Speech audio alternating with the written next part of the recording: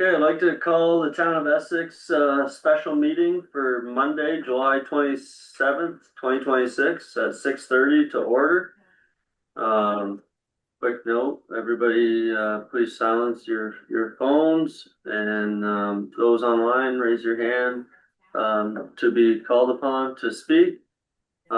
Please be brief, please be civil. Anything that'll take more than a couple minutes, public comment might require an email to the board.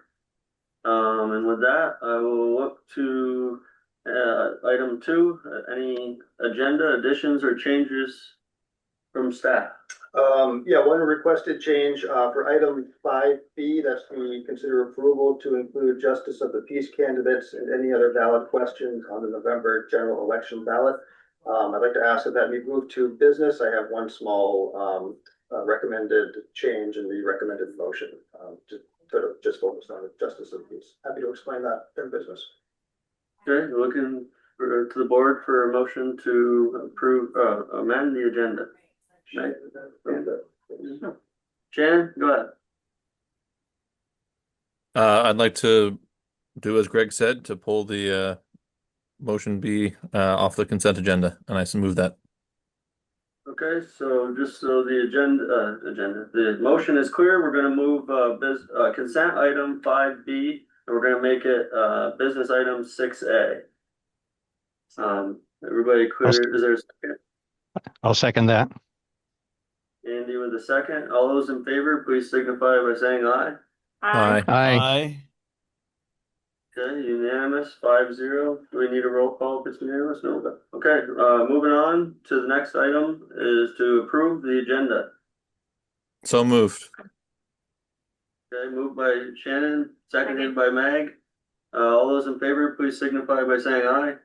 Aye. Aye. And 5-0. And that moves us to item 4, public to be heard. Is there anybody in the room or online that'd like to be heard? I'm gonna start within the room. Your gentleman in the yellow shirt, please identify yourself. I'm not sure if it's yellow or not, but. Good evening, select board. Mr. Chairman.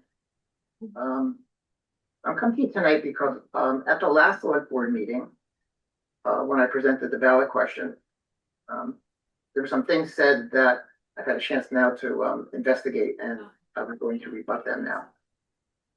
At that meeting, one of the select board members suggested that the Charter Change Committee recommended an overlap between the DRB and the Planning Commission. At the time, I didn't remember that, but now I've had a chance to use local minutes. If you haven't tried local minutes, it is awesome. Not only did the Charter Change Committee not recommend an overlap between the DRB and the Planning Commission, a member of that committee came to the select board on October 7th, 2024, and explained to the select board that the DRB and the PC should be separate bodies with separate members. Went on to say the rationale, this was at a November 4th, 2024 select board meeting. The rationale for the separation was explained to allow the Planning Commission to focus on policy and regulation updates, while the DRB would focus on development and implementing that policy and regulation. So, to set the record straight, the DRB, the Conservation and Trails Committee did not recommend that there be an overlap. What the Charter Change Committee did recommend, however, was that both committees be 5 members. On December 8th, 2022, can I ask you a question? Is there anything tonight that we could change, or is this something that we need to revisit at a different meeting?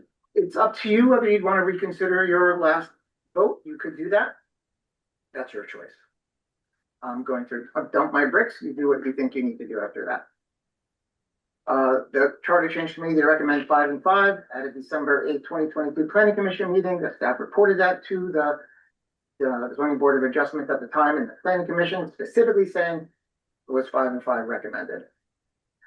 As recently as March 2026, a member of that Charter Change Committee came to the select board to remind them that it was 5 and 5 that was recommended. So contrary to the select board member that suggested that we were being contrary to recommendation of the charter change committee. It is the select board that is being contrary to the charter change committee's recommendations. It was also stated at that meeting that the statutes do allow an overlap. Absolutely true. Did you know that 157 of Vermont's 247 municipalities have less than 2,000 people? Some of them have only a few hundred people. Of course, there needs to be overlap. Some probably have all the members of the DRB are members of the planning commission. They don't have enough people. But charters do allow municipalities to allow things that are not allowed in statutes or restrict them. Will have to be approved by the legislature and the governor, of course. But even our new offspring, Essex Junction, does not allow an overlap. At a planning commission meeting, it was stated that in terms of a member serving on two boards, the trustees just approved an ethics policy that precludes them from doing that, in addition to a charter language. So even our newly orphaned municipality, they do not allow it. Many other municipalities also don't allow it when they have sufficient population like we do. The city's charter specifically says there shall be no planning commission member that serves on any other city office. Halfway there. Additionally, on July 11th, 2022, the Planning Commission and Development Review Board met together. And this still for the city, this is fascinating. It was asked, could a member of the DRB sit in on a planning commission meeting as a member of the public to provide context for prior decisions? And the staff actually advised them, this is inadvisable since it could lead to a mix of language of legislating and deliberating at the same hearing. Exactly why there needs to be a separation. You do not want legislative action and judicial action done by the same people. Now, at that same meeting, the chairperson for the Development Review Board came and spoke to you and talked about how they viewed this question as a personal affront. First of all, I want to tell you that no one person is being singled out here. None. An ethical board today, of course, does not guarantee that there'll be an ethical board tomorrow. That's why you have rules and regulations. Now, these concerns that we've been expressing, they're not imagined. On January 15, 2026, at an Essex Development Review Board meeting, during a discussion about a Pinewood subdivision application, a board member asked if the DRB could continue an application for 6 months or more in anticipation of a zoning amendment from the Planning Commission that could allow that application to move forward. That's the reason why you need separation and why the DRB does nothing more than, I don't have to explain to you what a DRB does. So to sum up and get us all out of here quickly, the Charter Change Committee did not recommend an overlap. That's point number one. The Charter Change Committee did recommend 5 and 5. The last ballot question got us in line, at least for one of the boards. One that we're allowed to by statute. The Planning Commission never took any official position on how many members or whether there should be an overlap. The best you could say was there was comment about a temporary overlap just during the transition period. It was the select board that made the decision to be contrary to the advice given by an advisory board that you appointed. Now, municipalities can even our offspring municipality and others cannot allow overlap. There was nothing personal about the ballot question, the one that we already passed and the one that's coming forward. It's simply good governance to separate the judicial from the legislative process, especially when it comes to land use. Now, when you voted on including the ballot question, which you voted no to, as you know, you did so with inaccurate information. I wanted to make you aware of that. If you don't know anything about rules about reconsiderations, a vote can be reconsidered, has to be done by or brought forth by a member of the majority position, if you were to decide to do that. All I have to say, thank you so much for listening. Appreciate it. Thank you, Ken. Have a lovely evening. Did you, can you email that to the select board as a whole? Well, they're kind of like squiggly notes, so you would have to make it presentable, but I'll give you a list of the facts. Thanks. Betsy, Not Mike. Second. More evening, and thank you for having me, and thank you for listening to me. I have three things, they're not real long, that I have on my agenda. First one is the local option tax. We are putting the wagon before the horse. And I think we're in a danger of bringing ourselves into contact with the city when it comes down to the who's zip code and how do they get separated out. And there's going to be a lot of feelings on both sides, just like with the merger. I'm sorry we didn't address all this. I tried to do it when we did the work for the merger, saying that we couldn't do this. It's an act of Congress to get your zip code changed. We need to do that before we even think about doing more with the local option, because if we don't, people don't know who's supposed to get taxed when they go into a store. It's not clear at all. So that's one. So I hope you listen and talk to our legislators down there to bring it up at the congressional meeting when they're having post office stuff going on, because that's where it gets settled. Kids on bikes. Well, kids on bikes are kids, and they should be on bikes. The bikes need to be in the bike lane though, not in the lane of the street that is marked for this is the cars, this is the car street, this is over here car, and then it's bike. Well, you're having these kids who are driving these electric motors that are was developed, and I know things change because it just evolved, but it was made for the older people in the states in the world who would like to get more exercise or be out, but they just don't have that kind of energy, and they can flip it over to electric and they can get themselves going at their home. And of course, kids picked up on it. Well, I was the other day in line, and this woman was in front of me, and she was talking to another person and saying, well, you know, John, who's 9 in the story, I got him one of those little powered by battery little cars, you know, you can drive around and they have a grand time doing it. Well, her 9-year-old just didn't fit anymore, so she thought, oh, he should have a electric bike. And he's out there on the road. It's like we need to have some way of identifying who's who's on the bike and whose bike is it. Because when I was a kid, and I know that's quite a while ago, but we all had to have a license on the back of our bikes. And I think maybe that was more because people didn't want them stolen. But we had a little bike so that you could complain if some kid was doing something. Well, you can't even do that if you see these kids. There were 3 kids together as a group going down like an arrow, like in the slow lane. I was like, what have we done? And I know that Burlington's having the same issue, and so are Williston and several other towns with how do we watch who's doing what? Okay. So I'd like to see us take a real heavy look at this, because they don't have to take a test. They don't have to know how to drive. They're just out there to get a little humming. And identification of the bike. Even if we just had the identification of the bike, I could get my little binoculars. I keep on my car. I don't now, but I would if I had to, so that I could say, oh, I could give it to the policeman, and they could say, oh, we better go find out who has that license plate and go get them and talk to them.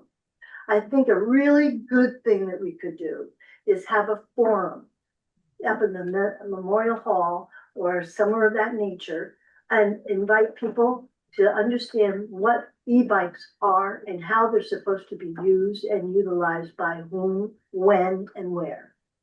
Because we're going to have someone die. I'm really afraid of that. It's really serious. Okay, that's number 2. Number 3, sound ordinance. I bet you hate to hear that word. But you know, I wake up at 2 o'clock every morning, and I'm up till about 3 o'clock. Well, you hear these cars or motorcycles, or they have these rumble things that they can and go, can hear it. I know it's on 15. Now, of course, I'm not that far from 15, but it's over there on 15 and I can hear it. And people on 15, I don't know, they're not complaining, but that's crazy. And where are the police? How many do we need to have on that they can't hear that? I mean, I don't get it. I don't. I think that would be helpful just to have a person come and we could just talk to them. I'm gonna go talk to them anyhow, about the bikes and everything. But I think that the sound ordinance is real. They come down 128, and they used to do it on Tanglewood, but I think a couple of the parents got out there. And they were like, no, not so much. People aren't gonna like it. So that's what I would ask to see on the agenda quasi soon. Thanks. Thanks. All right, we'll go online. How do I tell who was first? Lorraine. Lorraine. Well, I think Margaret was up before me. I don't know if you want to. I saw Margaret's hand first. Margaret. Hi, yeah, I put my hand up and then I put it back down. Originally, I'm reading closed captions and somebody was typing something that was not what the person speaking was saying. So it may have stopped, but it was kind of strange. I'm sorry, Margaret Smith. Anyway, and so yes, I was on the Charter Change Committee and we did recommend 5 and 5 with no overlap. And Betsy, you missed it, but there was a 16-year-old killed in Burlington riding a bike. And there's two kinds of electric bikes, and there's the ones that can go like 30 miles an hour. And these kids have not had driver's ed, and they don't have a clue what they're doing. So it's seriously dangerous, and it's a whole state issue. And I think that was it. Thank you. Thank you, Margaret. Back to Lorraine. Can you hear me? Yep. Oh, yep. Sorry, I didn't hit the unmute button, so I can't tell. Sorry. I'll try to be as brief as possible. I'm looking for a reconsideration of the lot tax going on the ballot. I'm sadly not surprised to see that the local options tax ballot item was brought up again, despite our well-researched Economic Development Commission's 5-0 vote against it, providing multiple sound reasons. Two of the reasons being that local businesses are not in support, as they would lose their competitive edge, especially the smaller businesses who already work on narrow margins. And by the way, I heard that Essex attracted Homeport because we don't have a lot tax here. And another reason being that it's a regressive tax, which hits lower income and marginalized folks much harder than the rest. I have done a lot of canvassing in Essex, as some here can attest to, and have learned through meeting residents where they are that many marginalized need every single penny that they have. And when I hear things like it's only a penny or terms like slush fund tossed about, I think most of here on the board, staff, and in attendance are the lucky ones, as I have heard some pretty hair-curling tales from my door-knocking days. Very, very sad tales with people who live on the edge. And for folks here and on our board who have never volunteered to shift dots, I highly recommend it to get a sense of how many of our residents, many seniors on fixed incomes, need every single one of those pennies, especially now with out of control fuel prices and winter on its way. This is a very serious issue for many that live in our town. As for helping reduce property taxes as rationale, that would be great if this tax didn't hit residential online sales, which many of us use and rely on, and probably many of us have no idea that the lot tax is applied to to many of our online sales, or that over 30% of our residents are renters, and I highly doubt that the renters will get the pass-through that the landlords receive. And many of these renters are already pressed to meet their monthly nut, as they see averages of $2,100 to $3,000 a month in rent for 2 bedrooms. So I highly doubt any of our residents, 30% more and a little bit more, would see any savings from this idea. What I was really hoping for was that we'd be a bit more creative in expanding our revenue streams. Like, for example, what Burlington does with a 9% short-term rental tax on earned income, which is on second homes, basically. It works twofold in that it would rein in the short-term rental conversions, taking our housing stock offline to ownership for younger folks and looking to start a family, and for older folks who are looking to downsize, which would also free up homes and also help keep the cost of employees down for smaller business owners who are struggling to find and keep employees, as we still see way too many help wanted signs around town. And certainly some of the business owners that I've spoken to struggle in terms of their margins as well, because the high cost of their employees due to the cost of living here. And rental and homeownership is one of the higher costs, and that eats the nut. And I say all this because as I'm working on a fact sheet for this upcoming ballot item in November, I want to make sure that I'm accurate with my facts. And in of that, I would like it on the record which one of these select board members support the lot tax, so I can so people know our representation. And I would like to also know how it ended up on the ballot, who asked for it to be, to be on the agenda, to get on the ballot. Thanks. Thank you. Thank you, Lorraine. I'm gonna go to Ann Miller. Hi, all. Thank you so much for the opportunity to speak tonight. And I do appreciate people coming to these meetings and bringing facts, because they're so important to decision making. So before this meeting, I wanted to verify again if there are other municipalities in Vermont with overlap between their development review boards and their planning commissions. I did not do every single municipality, but I did check again: Essex Junction, Williston, South Burlington, Richmond, Charlotte, St. Albans City, St. Albans Town, Bolton do not have. Montpelier, Underhill, Fairfax, and Middlebury do not have overlap. The one place where there is an overlap is that St. Albans City has one alternate. So there's this person who's on the planning commission who is an alternate to the development review board, but there basically is no overlap. So for people who are concerned that somehow we are kind of not like keeping up with the Joneses with respect to how we structure our committees, like we will be an outlier if we put overlap between the DRB and the planning commission. That's all. Thank you so much. Thank you, Ann. And I'm gonna go for Gina.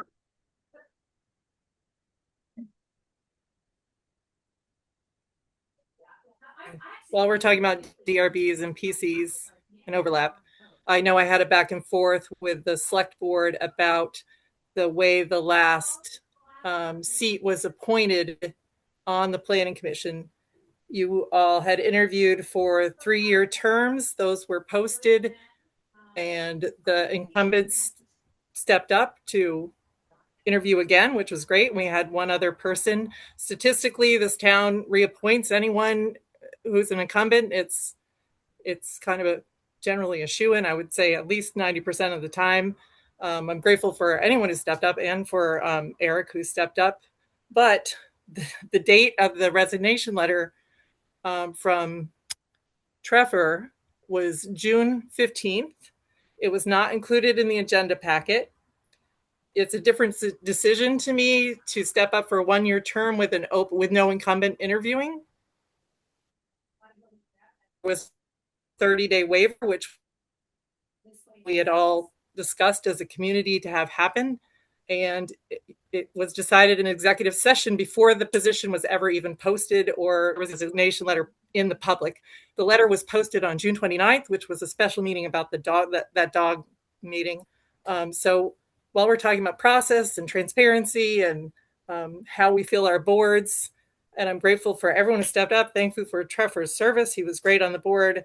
We need to keep these positions open and posted so that we get diversity on our boards instead of having the same people over and over. There was a chance to have a new person, and we should have cast a wider net. and asked around. I'm sure Eric is fine, and I don't know Eric. I'm sure it's lovely, but I just wanted to get that in the meeting minutes and at public. Thank you. Thank you, Gina. And Margaret, do you have something quick? Yeah, I need to tell Kendall to mute his microphone because I think he's making comments and they're showing up in the chat. I can mute, but I haven't said I'm a sorry, thing. not in the chat, in closed captions, which is just kind of weird. I'm I happy to haven't mute. heard any. I haven't seen any captions either. Have you seen captions? No, I think individual users can turn it on. I think our owl might be having a little bit of a hard time hearing some of us speak, Margaret, so it could be just using its best guess at what we're saying. Yeah, it's only Kendall that shows up. Huh. Well, anyway, sorry to bother Right. you. Very good, thank you. Okay.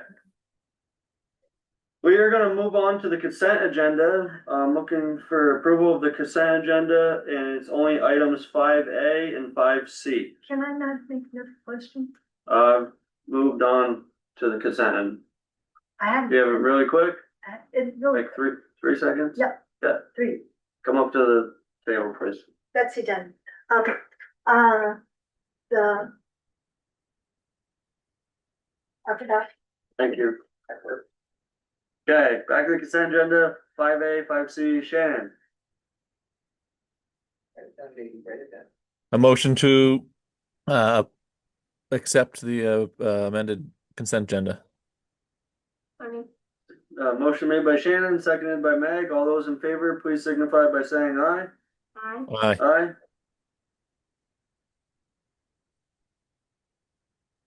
I just need Andy and Kendall real quick. Yeah. Sorry. Aye. But I also want to say that I've been losing audio and I actually dropped out of the meeting and then it automatically reconnected me. So I don't know if it's my internet or problems on that end, but I missed some of what was said. But just for awareness. Okay. Thank you, Andy. Are you all good? Yeah, Yeah. I think so. Okay, awesome. Thank you. Okay, we're gonna move on to item 6, business items, which is 6A, consider approval to include justice of the peace candidates and any other valid local questions on November general election ballot. And I'll start this off with Greg. Yes, hi, everybody. Thank you for making time for the special meeting tonight. We got notice from the Secretary of State's office last week that the select board needs to approve having the list of the justices of the peace on the November ballot. Their deadline for that is August 3rd, so we don't have a meeting until that night, which was not going to give us enough time. I got a little bit ahead of myself thinking that maybe you should include any other valid question that comes in, doing some more research today. That probably is not recommended or is not recommended. Something like a charter change petition, which is what initially started me thinking about this, has to come in 47 days before the election. That's September. Even if it's a technical correction, there's still a possibility the select board would change the wording of that. I don't know what a technical correction is. It could be the statute, it could be some minor stuff, but just given the timeline of something like that, I don't want to lock you into putting some language on the ballot that may have to get changed at some point. Charter change, for instance, petition, you need to have 2 public hearings. So even looking at that deadline of September, warning public hearing, having a second public hearing, and then making any technical changes is going to be well past the August 3rd deadline. So recommendation for tonight is that you still approve the inclusion of the justice of the peace candidates on the November general election ballot, but not any other local valid local questions. If we get any, we'll have to deal with that. We'll have to have a conversation about what to do with the ballot, whether to mail it, how to get it out there, when to hold those hearings. But I think that's the safer route rather than preemptively authorizing a question to be put on the ballot. So just to reiterate, just looking for approval for the justice of the peace candidates. Okay, open it to the board. Anybody have any questions? Nick? Just do we have any aside from the potential, planning commission DRB discussion? Any other? That's Not right now? I mean, that's the one that Right. you've heard about that, Yeah. that Okay, you've heard about, so, Okay. yeah, I hate to speculate one way or the other for any other questions. Yeah. Obviously you have the local option tax questions you've already Yeah. put on there, deficit is put on, be on the local ballot. okay, But at this point, nothing else has. Okay. come in. okay, that's fine. Anybody else?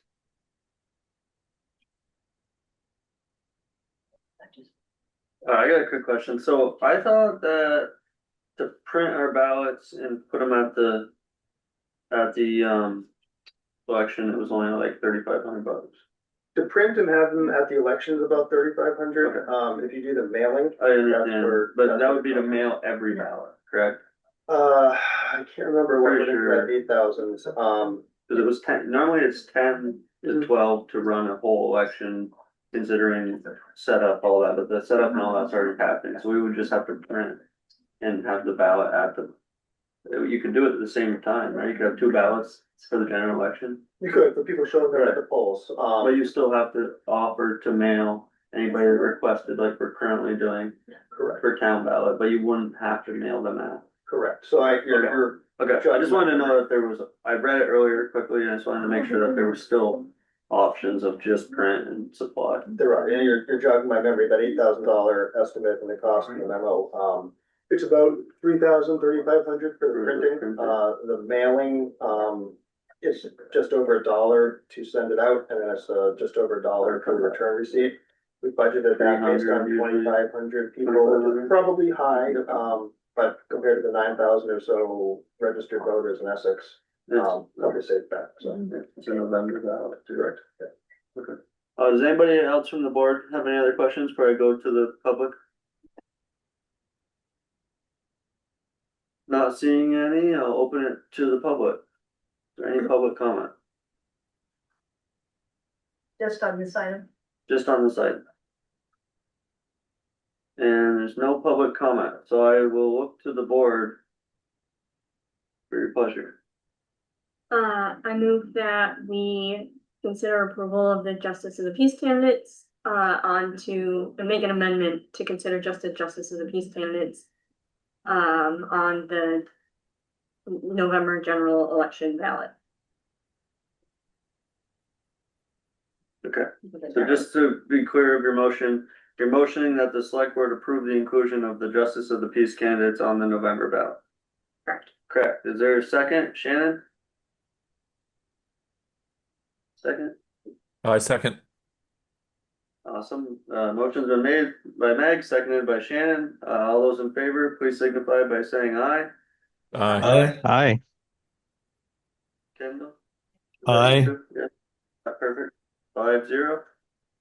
Motion passes. Okay, that moves us on to the reading file. Are there any board member comments? Shannon? I just want to thank Ethan for jumping in, for chairing this meeting. Thank you for doing it for the special meeting. Thank you, Shannon. My pleasure. Any other board member comments? I got one really quick, so I just wanna, oh, sorry, go ahead, Kendall.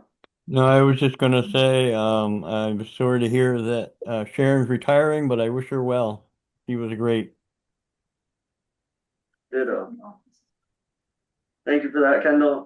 I just wanted to let everybody know that the Essex Townies, their 8 to 10 all-star baseball team is competing for the runner-up for the state championship on Wednesday at 6 o'clock Oh, our boys. at Shiflety Field in Burlington.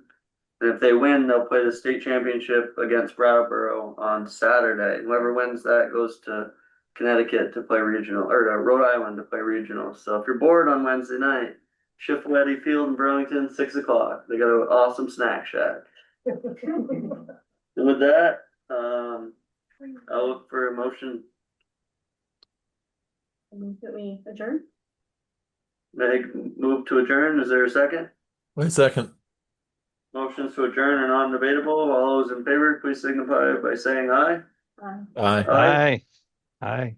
And we are adjourned. Thank So you I, for it coming. doesn't have to go on record. I just want you to think about something because your priorities are coming. Just get the Let's take sound system working in this room. Really, please. It's a special meeting, so we did the best that we could with the equipment that we have. All of our other meetings are paid and recorded and I know, but it's, Yeah. thank you for your feedback. Good night, everybody. Thank you for taking the time. Enjoy the See you weather. guys.